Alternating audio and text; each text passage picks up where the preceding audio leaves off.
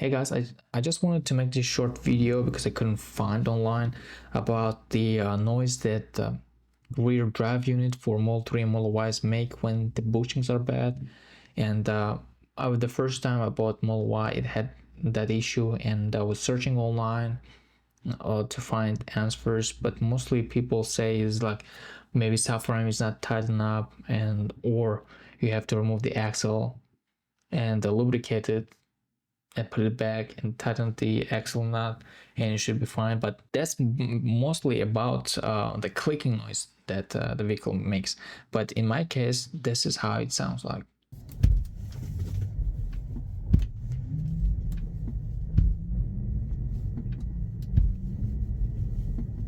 When you are inside the vehicle, it feels like when you press the gas pedal, it feels like someone in the rear just kicking you.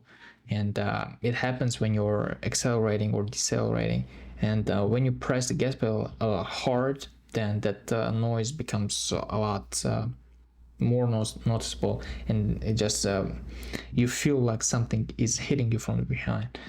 And to find out what was the problem, before that I took it to Tesla service center, and I paid $255 for them to diagnose it. And they said your bushings are bad. Basically, bushings or the drive unit mounts are bad, and they need to be replaced. And the parts total cost like under $90, but the labor comes to $3,300 because it's a lot of job. Of course, Tesla charges like $255 per hour or something like that. And after that, I started looking for options how to do it, and the place where we usually go charges $750.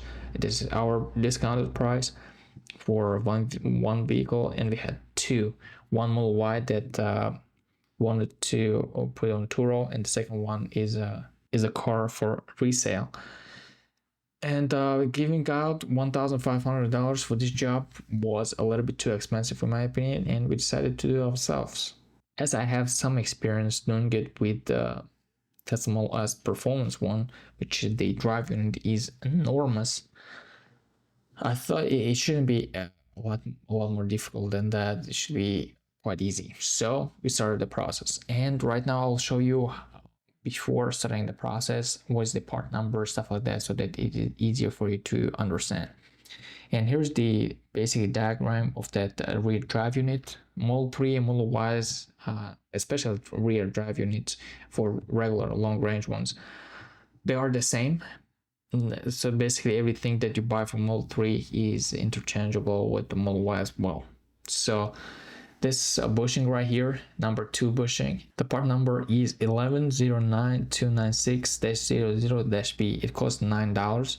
The second one is this number 11, and the part number is 1109297-00-B. It costs $8. And the third one is actually a mount. It is right here, and the part number is 1095337-00-D. It costs $60. But actually, if I zoom in, you can see that it has a bushing in there, and that bushing, from what I remember, is the same as this bushing, which is number 11, which is $8. So basically, if you want to save some money, you can buy 2 bushings like this one, and not buy this whole mount, which costs $60. So basically 2 bushings will be $16, which you save some money on. And after that, you start the whole process. Basically, I won't show you everything that you have to lift up the vehicle, take the covers off, stuff like that.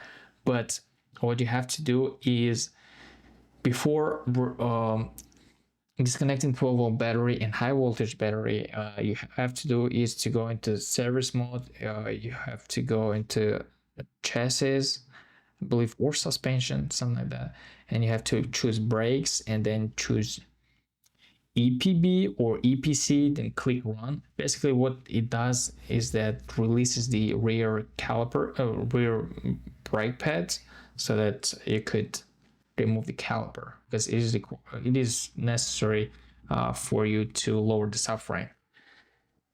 And after that, you remove the full battery and you remove the high voltage battery. In Model 3s, that connector is under the rear seats, but in Model Y is actually similar to Model S, is under the hood, where you just disconnect the connector and you're good to go.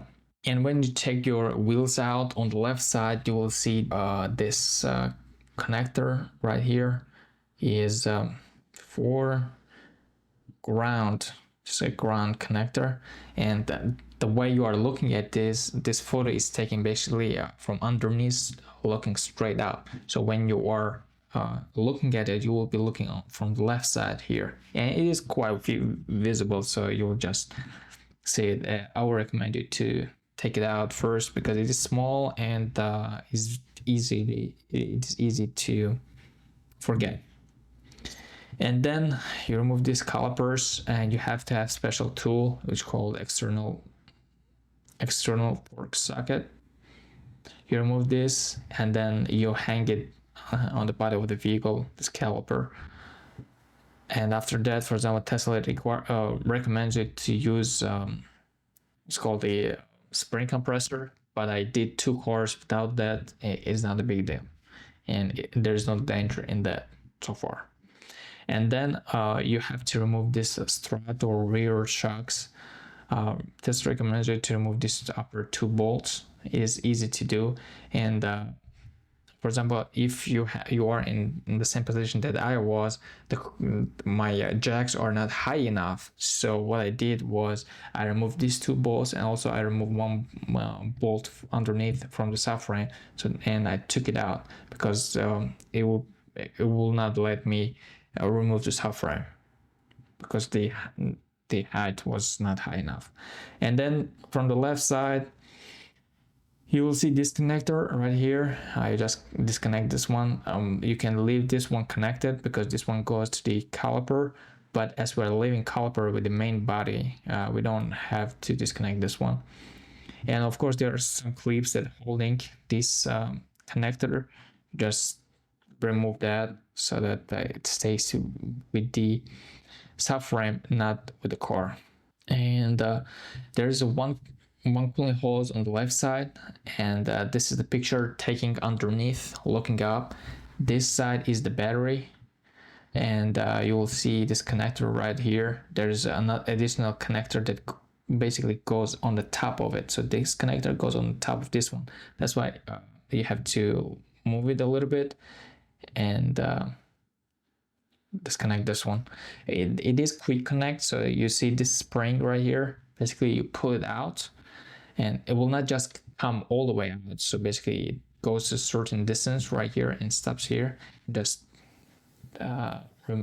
push it down, and it disconnects. And leave something underneath. There will be some coolant in there. And the second coolant hose is on the right side, and this picture is taking looking on the side.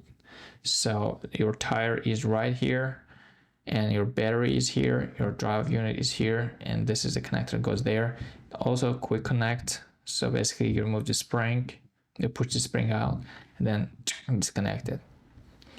And after that, there's one high voltage connector that goes there. You remove this small bolt, I think it's 10 millimeters. And then to disconnect the connector, actually you push this clipper or stopper up, and then you will have an option to move this black plastic clips up and remove it. Just pay attention right here, because there will be 2 connectors, and this photo actually shows you pretty well. This is the battery, and this is the drive unit up there, the drive unit. And you have to pay attention that connector that is coming from the drive unit and connecting the main body, you have to disconnect that one. And this is basically the same connector, but it is from the main body going towards drive unit, or actually going towards the battery. And it is visible in this picture as well. So you want to disconnect this one only. And after disconnecting that, there will be some zip ties holding hoses. So just follow through and remove all of them, cut them off. And after you do it, this is the picture also taken from underneath, looking to the top. This is the battery, and up there is drive unit, and this is basically the first bolt from subframe, and that bolt actually connects this metal shield, I would say. They also two bolts connect, and you remove these two bolts.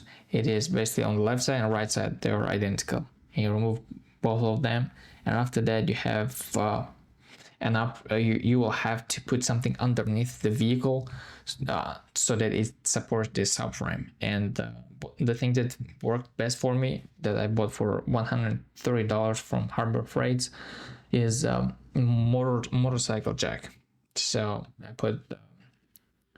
put it under there, and it holds pretty good. So then you remove left side, right side, and then there will be two more bolts for the subframe. And this picture is also taken from underneath, looking straight up. And right here are those bolts that we just removed, and there will be two more bolts on the rear. This is the rear bumper, I would say. And you just remove that, and you slowly start lowering the rear subframe down. And this is a subframe in its full glory. As I said, I removed these rear struts so that they don't interfere when I'm removing the rear subframe. This is the right side coolant hose that we disconnected. There will be a left side right here, and the high voltage cable will be hanging out here. And what you can see on this picture is a mount that cost $60 that we talked earlier, and is mounted right here. There are three bolts holding it. Basically, you remove, first of all, you support the drive unit itself. You can put some something underneath. I can't really recommend you to do anything. I just improvised when I was doing mine, and you could put jack or stuff like that to lift it up a little bit, the drive unit from subframe. And you remove this bolts that are holding drive unit to the subframe, and there are one here, and one right there. And you lift the drive unit a little bit up. In order to do these two jobs, you don't have to remove the axles from the drive unit, but to do this last one right in the middle there, you have to remove rear axles from the drive unit so that the drive unit could come up higher. I tried to do it without removing axles, but it is impossible. You have to lift it high up, and axles are there. They will stop you from doing it. And after you remove these two bolts, this mount comes out. As we can see here, there is coolant hose. When you lift it up to the right side, you'll have an option. You'll have basically a space to remove the clipper and remove the hose. There will not be a lot of coolant in there. Then you take this mount out, you put a new mount, or if you decided to just replace the bushing, you just replace the bushing and put it back. And don't forget to connect this coolant hose as well. Yeah, and on this side, basically you lift up your drive unit, and special tools that are required for removing bushings.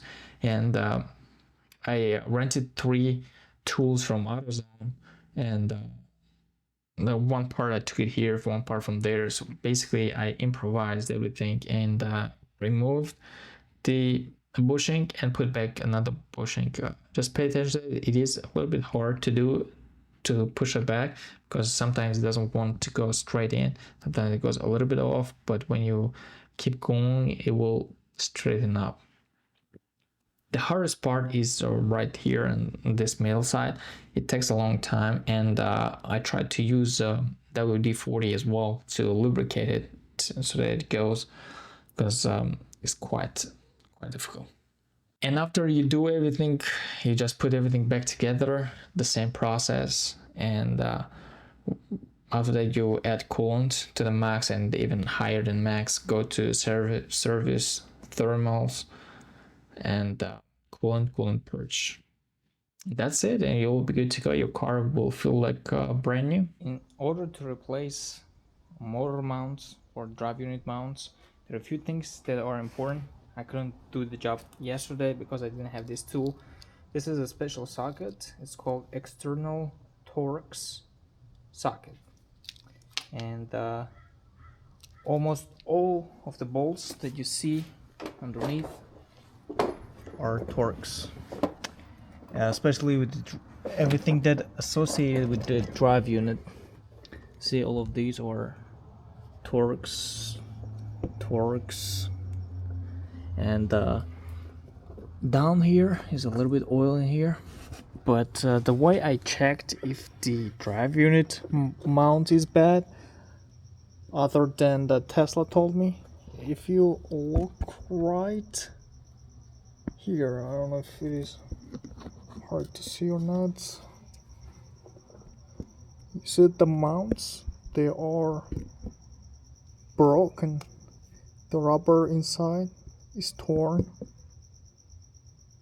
and I think that this is the one that is bad, because there are 3 mounts, one here which is in the rear, one on the left side, and one on the right side, right there, and the right side is actually a mount. It is possible to just replace the mount.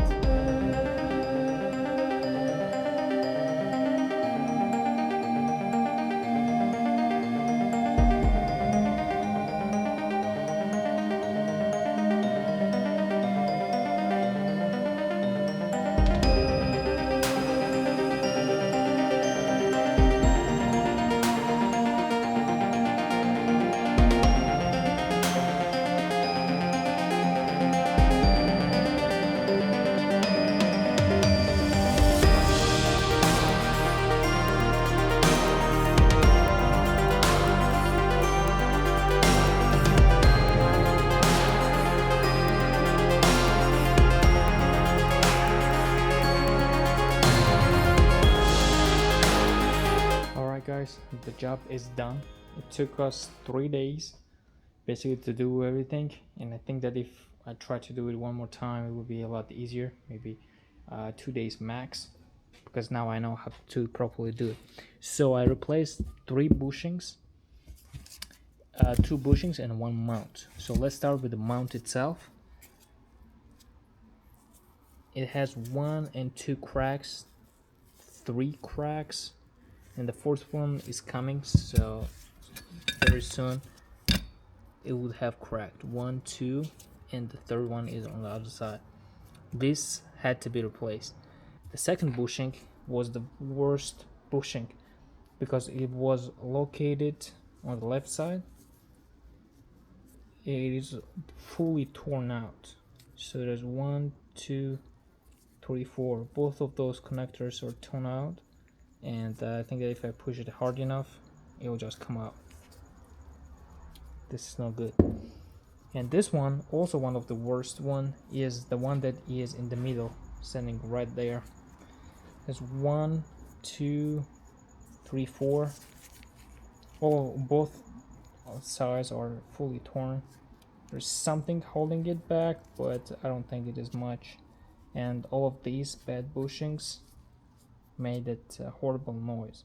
And after replacing it, I did a test drive, and the car is 100% perfect.